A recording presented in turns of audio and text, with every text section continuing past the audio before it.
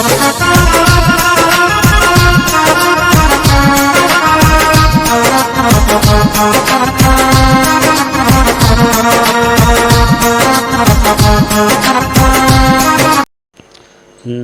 प्रणाम। जो भी इस वीडियो को देख रहे हैं, इस वीडियो में आप सभी का स्वागत है। हमारे भोजपुरी के सुपर स्टार रितेश पांडे जी का पहला बोलबम सॉन्ग आ रहा है। यह सॉन्ग बहुत ही जल्द वेब म्यूजिक से रिलीज होगा।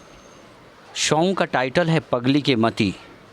जी हाँ, पगली के मती। गीत सूरज सिंह, संगीत दीपक दिलकश जी का है और इसके निर्देशक रवि पंडित जी हैं। यह सॉन्ग बहुत ही बवाल और अच्छा सॉन्ग है, आप लोग देखना ना भूलिए।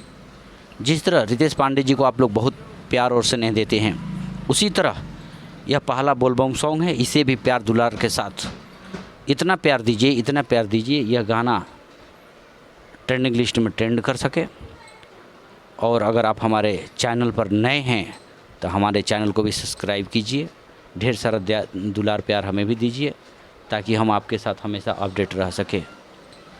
जितने भी हमारे रितेश पांडे जी के फैंस हैं वो हमेशा तैयार रहें।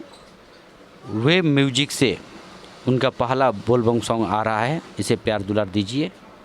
जय भोजपुरी, जय बिहार।